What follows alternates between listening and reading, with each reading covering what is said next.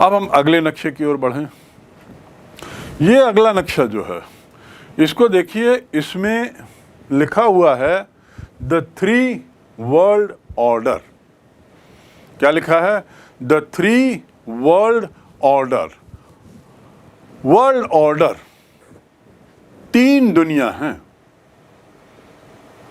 Three, तीन। दुनिया को तीन तरीकों में बांटा गया, तीन हिस्सों में। उनकी आर्थिक सैनिक ताकत के बल पर तीन भागों में दुनिया को बांटा गया है, इतिहास के अध्ययन में, राजनीति के अध्ययन में। और ये काल वही है 1947, आप समझ लीजिए, यानी 1945 से लेके 1991, यानी कोल्ड वॉर का ही काल है।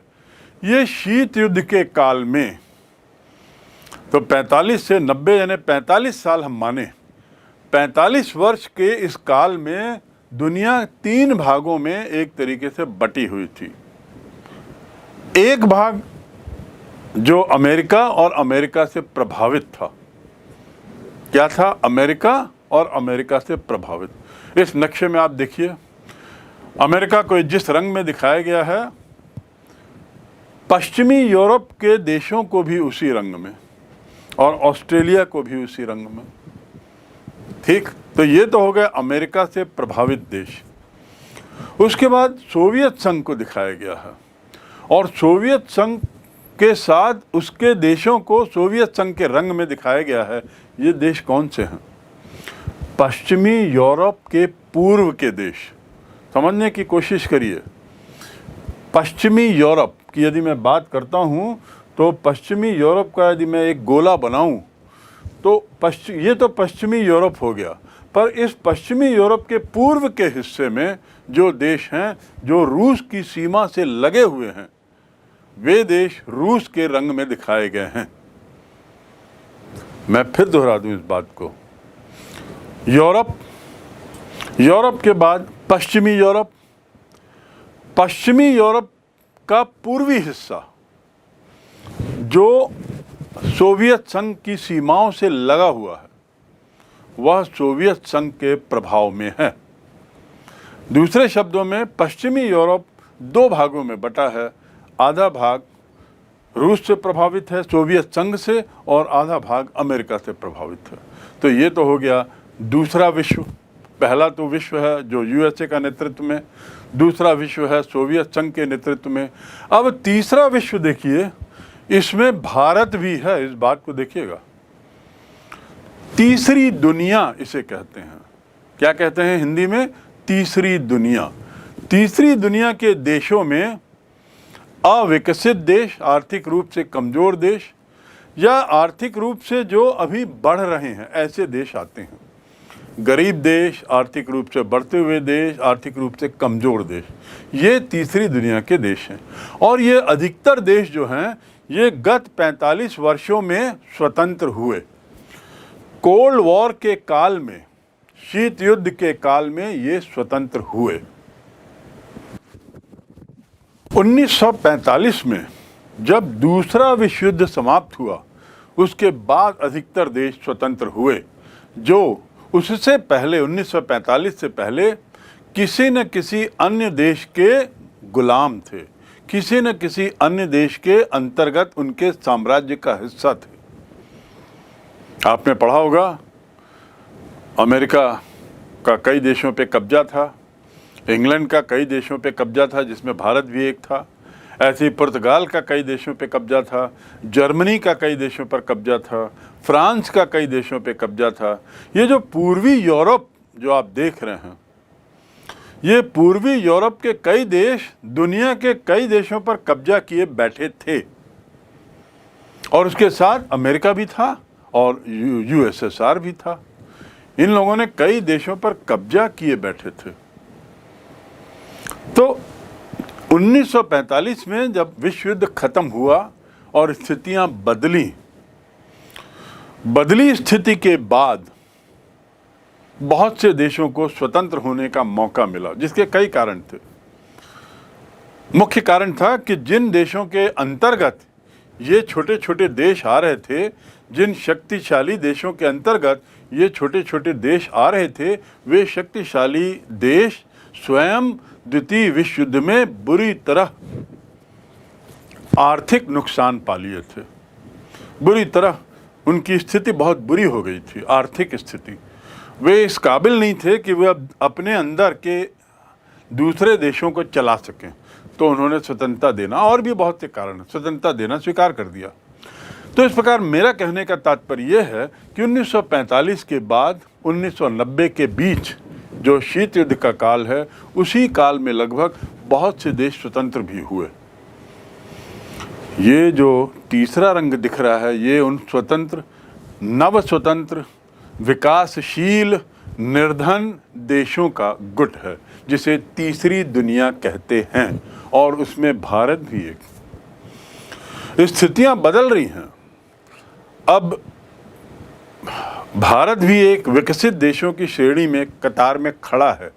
लेकिन हम जिस समय की बात कर रहे हैं 1990 तक की, उस समय ये स्थिति थी। तो आपको स्पष्ट हो गया कि दुनिया, तीन दुनिया मानते हैं। पहली दुनिया जिसका नेतृत्व अमेरिका, दूसरी दुनिया जिसका नेतृत्व यूएसएसआर, तीसरी दुनिया जिसमें कोई एक देश नेतृत्व नहीं कर रहा था, लेकिन सब एक साथ चल रहे थे। उसमें अधिकतर पूरा का पूरा अफ्रीका आप देखिए, पूरा का पूरा साउथ अमेरिका देखिए, और भारत, और साथ में मिडिल ईस्ट के देश, ये जो छोटे छोटे छोटे देश थे, ये सब तीसरी दुनिया के देश थे। अगला नक्शा हम बढ़ते हैं। थ्री वर्ल्ड ऑर्डर को जानने के बाद अब अगले नक्शे में हम जाएं, तो अब हम आते हैं सोवियत संघ का वह नक्शा जो उसके विघटन या टूटने के पहले का है। आप देखिए, सोवियत संघ लिखा हुआ, union of Soviet socialist Republic, उसे क्या कहते थे अंग्रेजी में? Union of Soviet socialist Republic, USSR, और हिंदी में उसे कहते हैं सोवियत संघ। तो याद रखेंगे आप कि हम लोग जो बात कर रहे हैं वो सोवियत संघ की कर रहे हैं। सोवियत संघ और रूस अलग अलग हैं, इस बात को ख्याल रखेंगे। उस पर हम आगे चर्चा करेंगे कि सोवियत संघ और रूस अलग अलग कैसे हैं। अब इस नक्शे को यदि आप देखते हैं, तो जिस रंग में सोवियत USSR दिखाया गया है, दूसरे देश जो हैं उसके पड़ोस में, उसके पूर्व में जो देश हैं, उसके पश्चिम में जो देश हैं, पश्चिम में जो देश हैं वो भी USSR का हिस्सा है विघटन के पहले। कब, और विघटन कब हुआ था? मैंने बताया था 1990 में। विघटन के पहले के का नक्शा यह है, ठीक, जिसमें सोवियत संघ के टूटने से जो देश स्वतंत्र हुए उनको अलग रंगों में बताया गया है। अब अगले नक्शे में हम आए। अगला नक्शा क्या बोलता है, देखें जरा थोड़ा सा। सोवियत संघ, रिपब्लिक, USSR, ये जानने के बाद अब देखिए भारत के साथ क्या स्थिति है। और इस नक्शे में भारत को केंद्र लेकर ये समझने की आपको कोशिश करनी है कि भारत से मिडिल ईस्ट कितना दूर है। देखिए लिखा हो मिडिल ईस्ट। मिडिल ईस्ट किसी एक देश का नाम नहीं है। मिडिल ईस्ट यानी मध्य पूर्व। मध्य पूर्व क्या? एशिया। एशिया के मध्य पूर्व के कुछ देशों के ग्रुप को मिडिल ईस्ट कहते हैं। जैसे भारत को, भारतीय क्षेत्र को क्या बोलते हैं? South Asia. क्या बोलते हैं? साउथ, दक्षिण एशिया में भारत स्थित है, दक्षिण पूर्वी। और ये हम बात कर रहे हैं मिडिल ईस्ट यानी मध्य पूर्व, एशिया के पूर्व में। और देखिए ये मध्य पूर्व की जब हम बात करते हैं तो उसमें जो देश आते हैं वो कौन कौन से हैं, थोड़ा इस नक्शे में देखिए। बहुत बड़े अक्षरों में यहाँ पर इराक लिखा हुआ है। इराक, मध्य पूर्व एशिया के देशों में इराक लिखा हुआ है। और उसके अलावा कुछ अन्य देश भी हैं जिसमें अरब आता है, ईरान आता है, यमन आता है, अदन आता है, आदि आदि। आपको केवल अपना ध्यान केंद्रित करना है इराक पर और मिडिल ईस्ट के क्षेत्र पर। और ये जानने की कोशिश करिए, ये अपने दिमाग में बैठाने की कोशिश करिए कि मिडिल ईस्ट जो है वो अफ्रीका से लगभग जुड़ा हुआ है, बहुत निकट है। भारत से दूरी आपको अपने दिमाग में बैठानी होगी कि देखिए भारत और मिडिल ईस्ट के बीच में कौन से देश आते हैं। भारत से मिडिल ईस्ट कितना दूर है? मात्र पाकिस्तान और अफगानिस्तान के बाद मिडिल ईस्ट की सीमा शुरू हो जाती है। मात्र अफगानिस्तान और पाकिस्तान या पाकिस्तान और अफगानिस्तान के बाद मिडिल ईस्ट के देश प्रारंभ हो जाते हैं। सो इस नक्शे में आपने ये समझने की कोशिश की भारत के साथ मिडिल ईस्ट के क्या भौगोलिक संबंध हैं, क्या दूरियां हैं। और वहीं देखिए यूरोप का नक्शा दिया है और फिर छोटे छोटे छोटे देश फिर दिए हुए हैं। हमारे इस विषय का एक केंद्र बिंदु ये छोटे छोटे देश भी रहेंगे, मिडिल ईस्ट और यूरोप के वे छोटे छोटे देश। अब अगले नक्शे में हम समझने की कोशिश करते हैं कि आखिर रूस और अमेरिका जो एक दूसरे के प्रतिद्वंद्वी हैं इस काल में, उनकी क्या स्थिति है। यहाँ पे लिखा हुआ रशिया। वास्तव में देखा जाए तो ये रशिया नहीं है, ये यूएसएसआर है। वास्तव में देखा जाए तो ये रशिया नहीं है, यूएसएसआर है। नीचे देखिए चाइना, उसकी भौगोलिक स्थिति कितना बड़ा है, और यूनाइटेड स्टेट्स। कल्पना करिए यूएसएसआर कितना विशाल देश है। यूएसएसआर के अंदर यूएसए और चाइना जैसे विशाल देश समाहित हो जाएंगे, और उसके बाद भी यूएसएसआर बड़ा है। इतना विशाल देश। ये जो रशिया शब्द जो आया है, जब यूएसएसआर का विघटन हुआ 1990 में, किस वर्ष? 1990 में। ये वही वर्ष है जब शीत युद्ध समाप्त हुआ। शीत युद्ध और रूस के विघटन में क्या संबंध है सोवियत संघ के, ये हम बाद में पढ़ेंगे। अभी आप जान लीजिए कि सोवियत संघ का विघटन हुआ 1990 में। ये वही वर्ष है जब शीत युद्ध समाप्त हुआ, और जब सोवियत संघ टूटा तो 15 राज्यों में टूटा। कितने राज्यों में? 15 राज्यों में। उसमें से एक राज्य कहलाता है रशिया। क्या? उसमें से एक राज्य कहलाता है रशिया, रूस जिसे हिंदी में कहते हैं। अब आप देख लीजिए, इस नक्शे को बताने का तात्पर्य यह है कि रशिया जो सोवियत संघ का एक हिस्सा था, वो स्वयं कितना बड़ा है। सोवियत संघ उससे भी ज्यादा बड़ा था। यही तो मायने हुए ना। रशिया सोवियत संघ का एक हिस्सा था। सोवियत संघ 1990 में टूटा। कितने राज्यों में? 15 राज्यों में।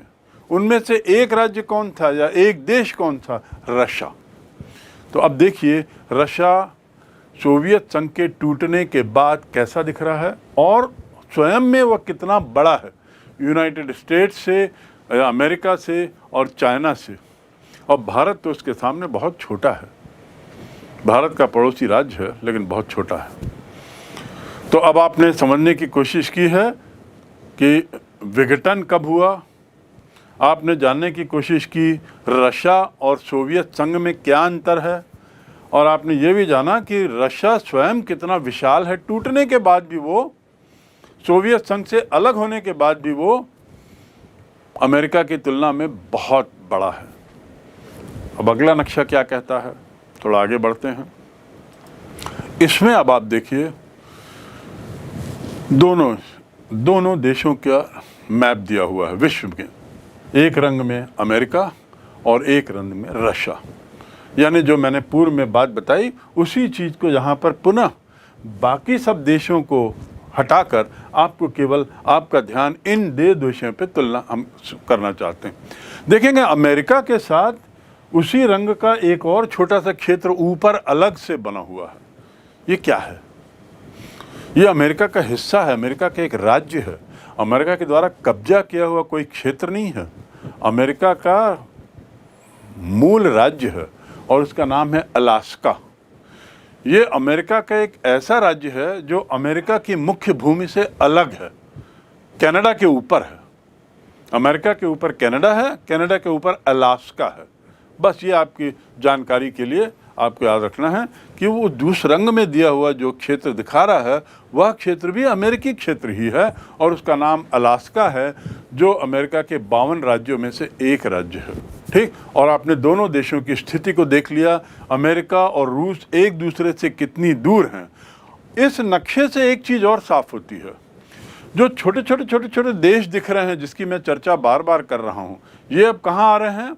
अमेरिका और सोवियत संघ के बीच में स्थित हैं। महासागर आता है और महासागर से लगा हुए छोटे छोटे देश हैं, और रूस एक तरफ है पूर्व की तरफ इन देशों के, और अमेरिका इन देशों के पश्चिम की तरफ है। चलिए अब अगले नक्शे में हम बढ़ते हैं। अगला नक्शा क्या बताता है हमें? इस अगले नक्शे में अब आप केवल यूएसएसआर का नक्शा देख रहे हैं। किसका नक्शा देख रहे हैं? देखिए, इस नक्शे में रशिया को बताया गया है टूटने के बाद। टूटने का वर्ष क्या है? 1990। टूटने का वर्ष क्या है? 1990। टूटने के बाद रूस की विशालता को आप समझ सकते हैं। और जो अन्य 14 देश टूटे उनके नाम बाजू में देखिए लगातार दिए हुए हैं। उनके नाम बाजू में लगातार दिए हुए हैं, टूटने के बाद उनके नाम। ब्रैकेट में सब में SSR लिखा हुआ है, सोवियत सोशलिस्ट रिपब्लिक, यानी वो पहले सोवियत संघ का हिस्सा थे। पहले अर्थात 1990 से पहले सोवियत संघ का हिस्सा थे, और अब टूट के देखिए क्या हो गया है। और उसके बाद भी उस टूटे हुए सोवियत संघ के एक देश जिसका नाम रशिया है, उसकी विशालता देखिए।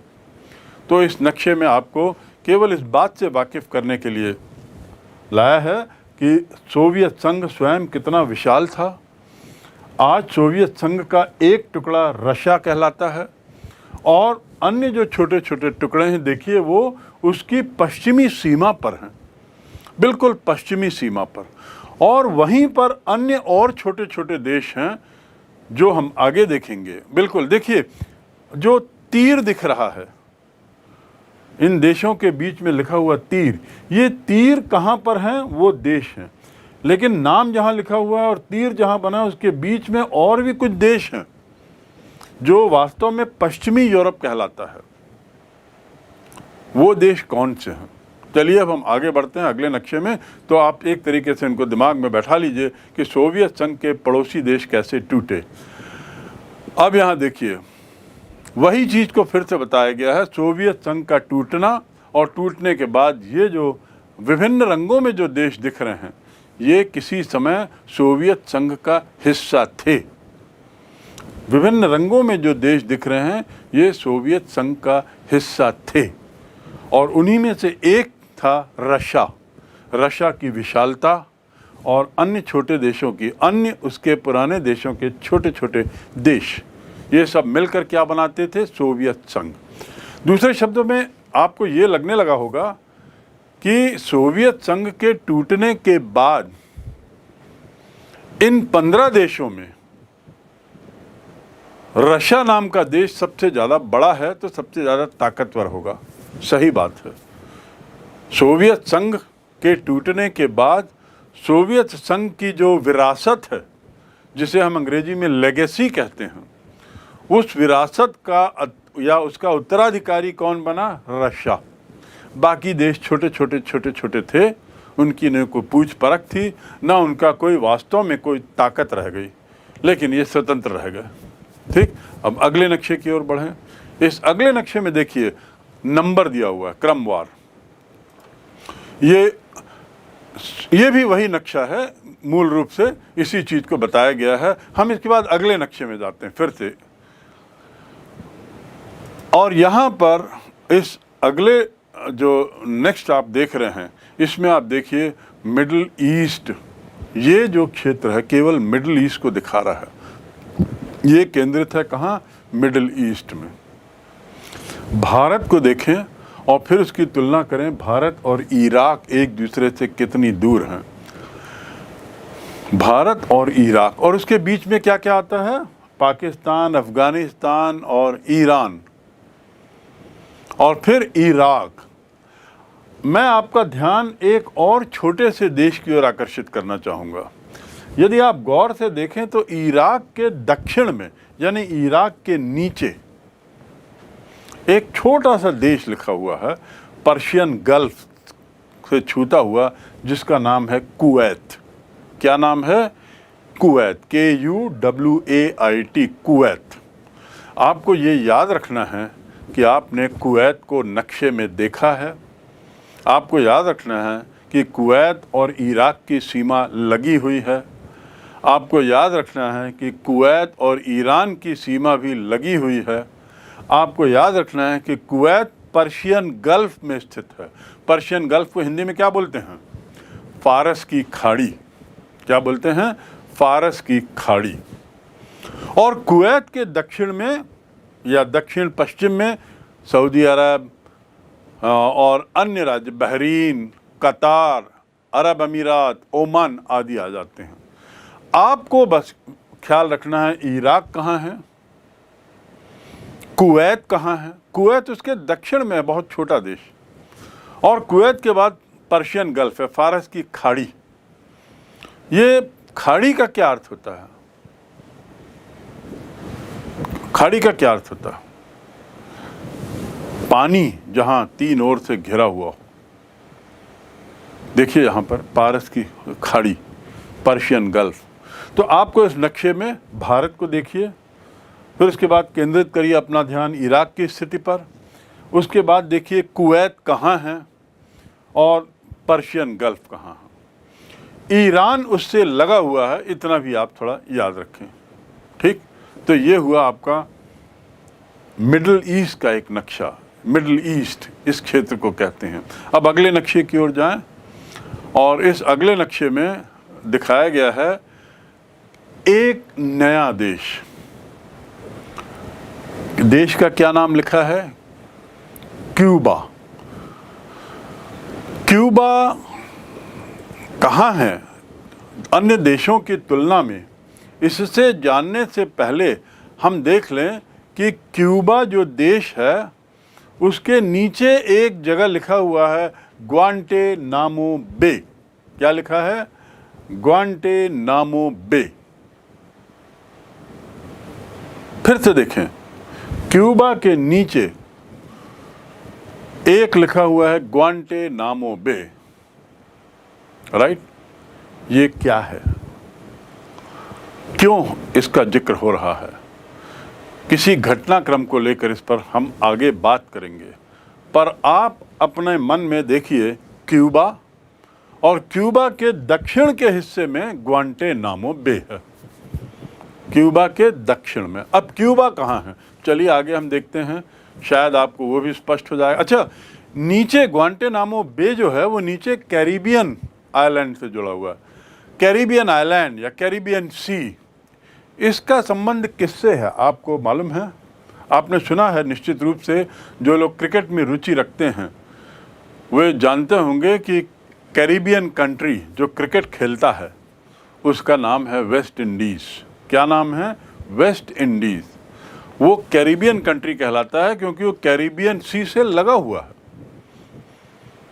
वेस्ट इंडीज़ कैरिबियन सी से लगा हुआ है, इसलिए वेस्ट इंडीज़ कहलाता है। और मैं कहने का तात्पर्य यह है कि वेस्ट इंडीज़ के आसपास कहीं क्यूबा है। तो अब हम आगे बढ़ते हैं और देखते हैं कि ग्वांटेनामो बे, क्यूबा, इसकी लोकेशन क्या है। अगले नक्शे में देखिए, फिर से वही क्यूबा दिया हुआ है, नीचे कैरिबियन सी है और उसके बीच में फिर लिखा हुआ है ग्वांटेनामो बे। और ग्वांटेनामो बे के बाजू में लिखा हुआ है US naval base. Naval base मतलब नौसैनिक अड्डा। हमने कुछ समय पूर्व ये जाना था कि USA की सेना की उपस्थिति दुनिया में कहाँ कहाँ है। उन्हीं में से एक जगह ये है। आपको याद होगा कि लगभग पूरे विश्व में 3/4 हिस्सों में अमेरिका की फौज किसी न किसी कारण से किसी न किसी रूप में उपस्थित है, चाहे सहमति से उन देशों के, चाहे इन देशों पर दबाव से, चाहे इन देशों पर अपने प्रभाव से, किसी न किसी कारण से उपस्थित है। एक जगह ये है, क्यूबा नहीं, क्यूबा में अमेरिकन फौज की उपस्थिति नहीं है। क्यूबा के नीचे एक बे है, एक खाड़ी है, गल्फ है, खाड़ी नहीं गल्फ। उस गल्फ में ग्वांटेनामो नाम की एक जगह है, वहाँ पर का ये नक्शा है जो कैरिबियन सी से लगा हुआ है। अब चलिए हम अगले नक्शे की ओर बढ़ें। इसमें क्या दिया हुआ है ये देखिए। ये नक्शा आपको बताएगा कि क्यूबा अन्य देशों की स्थिति में भौगोलिक दृष्टि से कहाँ पर स्थित है। देखिए आपको क्यूबा दिख रहा है, CUBA। क्यूबा के ऊपर अमेरिका है, समुद्री दूरी है, लेकिन ऊपर में USA है जिसे संयुक्त राज्य अमेरिका कहते हैं, और क्यूबा के पास वेस्ट इंडीज़ है। दूसरे शब्दों में क्यूबा जो है वो नॉर्थ अमेरिका महाद्वीप और साउथ अमेरिका महाद्वीप के लगभग बीच में स्थित है, और इसके सबसे निकट कौन सा देश है? मैक्सिको। और अमेरिका का एक हिस्सा लगभग छूता हुआ क्यूबा तक जाता है। अमेरिका का एक ज़मीनी हिस्सा क्यूबा को लगभग छूता है। गौर से देखिए, पश्चिम की तरफ मैक्सिको है और अन्यथा ये सब जगह समुद्र से घिरा हुआ है। इसके निकट अन्य देशों में एक वेस्ट इंडीज़ नाम का देश है जो कई द्वीपों में है। वेस्ट इंडीज़ जो है वो कई द्वीपों का देश है। तो हम अब विश्वास है कि आप समझ गए होंगे क्यूबा कहाँ है। क्यूबा एक देश है, और हमारा जो अध्याय है वह क्यूबा पर तो है ही, लेकिन मुख्य उसके बाद ग्वांटेनामो बे क्यूबा के पास ही बिल्कुल नीचे है।